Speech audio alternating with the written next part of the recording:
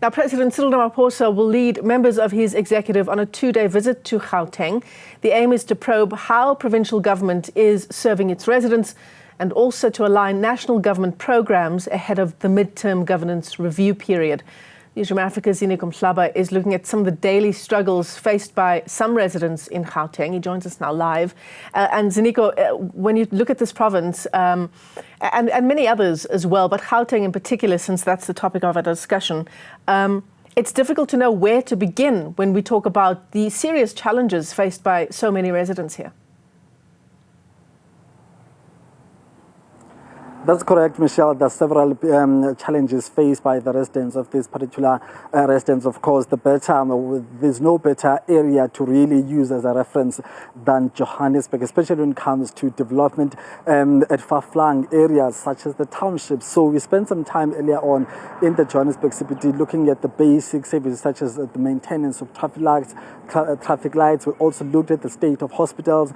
And then just an hour ago, we're looking at the sewer challenges faced by some residents at Mhlaba hostel. So in this particular hour, we are zooming into the housing project, because remember that many and thousands, if not millions of residents of Soweto are occupying backyard rooms at various townships, whether you're in Middlelands, Orlando, wherever you are, there'll always be that need or shortage of housing. So one of the projects which was used or contemplated by the Gauteng Department of Housing was the low-cost housing project in Soweto. And of course, one of those projects was built here in Dube, just between Dube and Middlelands. However, if you look at how it's looking like, this is the state.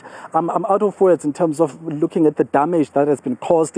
And this project was started back in 2010, the year which the country hosted the Soccer World Cup. And of course, it was complete, it was finished, it was just waiting for people to occupy these units. However, there was a dispute in terms of who would be the rightful people to be allocated into these units. And of course, there was that long debate between the residents and law enforcement, but also authorities and government agencies in terms of trying to find clarity and verify the individuals who were meant to be the beneficiaries.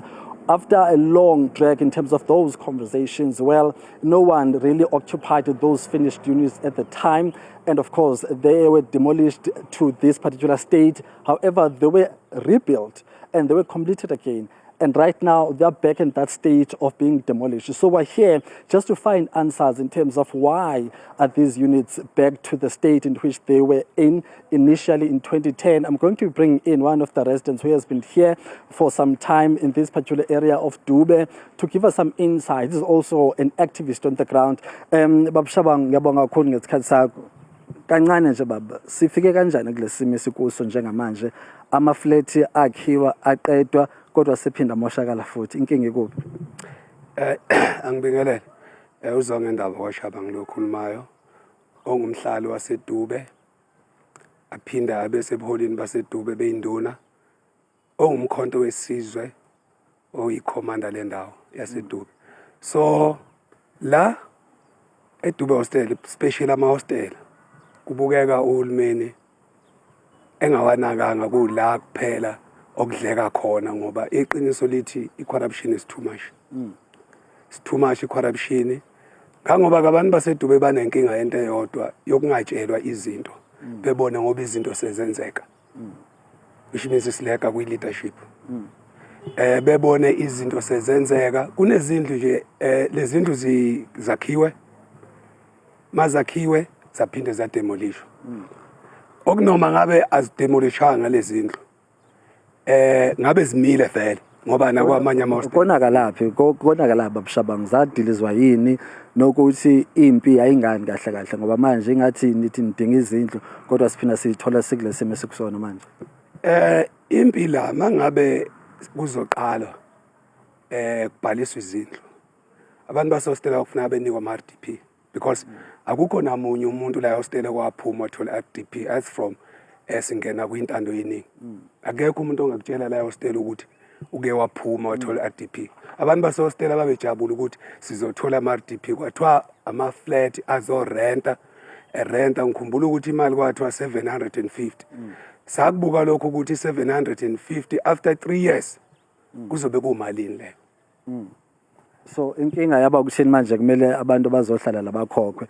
Kodwa ke manje ke nime kuphi ke njengamanje? Nisafuna mhlambi bayanitshela ukuthi kuzokwakhiwa nime kuphi ngale project? Akukho engathi kuyashiwo njengamanje ukuthi ngoba nokuthi ziqale futhi ziqalile zama angikhumbuli kune meeting ebizwayo ukuthi kuchaza ukuthi lezindlu ziyaqala okay manje njengoba semile zimeleni kunabantu abakhishwa I think about 100 and something 113 lapho yeah bayokwakhela imkhukhu lapha kwabantu abazobuyiswa labo bantu still bahlele emkhukhwini imkhukhu isizeyanda manje ngoba phela abantu bangabe ubakhombisa indawo ezihulumeni ukuthi indawo le kuyakhiwa kusho ukuthi sekupermanent ungena abanye abantu igcwele le yamkhukhu manje and mawuthi uyabheka manje ukugcwala kwendawo enjengale kubuye kuzoba nemkhukhu ukwanda kobugebengu yeah ukwanda kwezinto ezingalungile sekutholakala nezidumbu khona la edathwe kwezinye indawo zazobekwa la asikhulume ke baba ngokugada sikhuluma ngobugebengu la ngiyabona la ama-window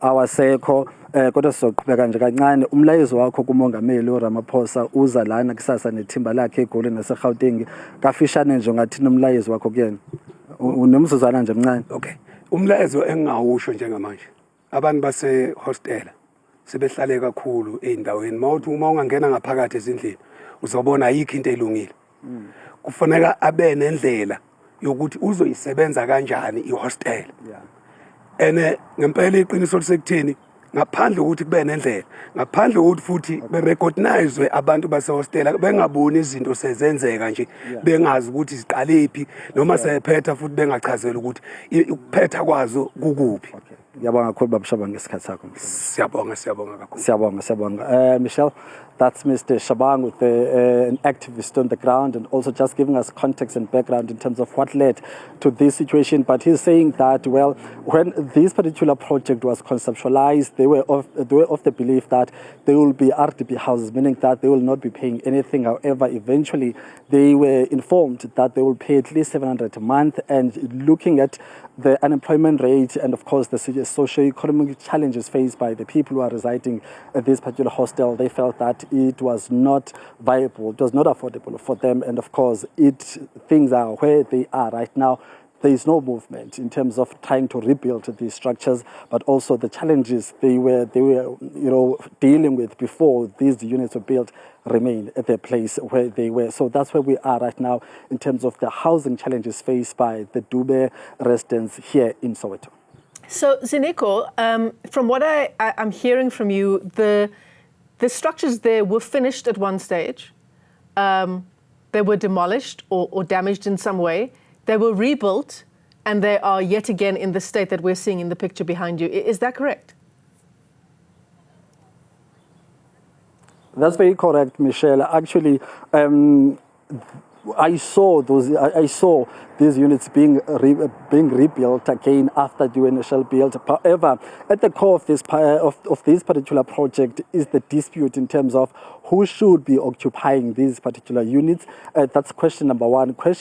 Issue number two is the affordability, because initially I was still a high school learner at the time when this particular project was talked about. 5 years before it actually started, there was a belief that people who were residing in these particular units, I'm not sure if my colleague can give you the visuals of the old blocks of units. So you see those blocks there.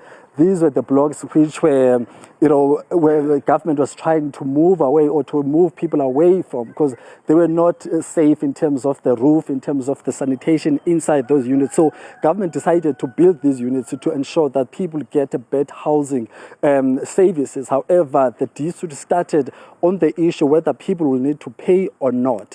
And they were destroyed, they were rebuilt again. And again, the same problem after they were rebuilt again remained the same. People were saying we are not going to pay. Government said we've spent a lot of money building these units, at least contribute a little percentage, and of course, that was never agreed on. So that's where the situation is right now. But there are some units which have been rebuilt again for the third time. So we'll see how that will go, as far as maybe there will be some agreement between the residents, authorities in terms of this particular project, the Department of Housing here in Gauteng. So that's where things are. So you are correct to answer your question in one sense. You are correct, they were rebuilt, they were destroyed, and they are destroyed again. So that's where they are in terms of their current status.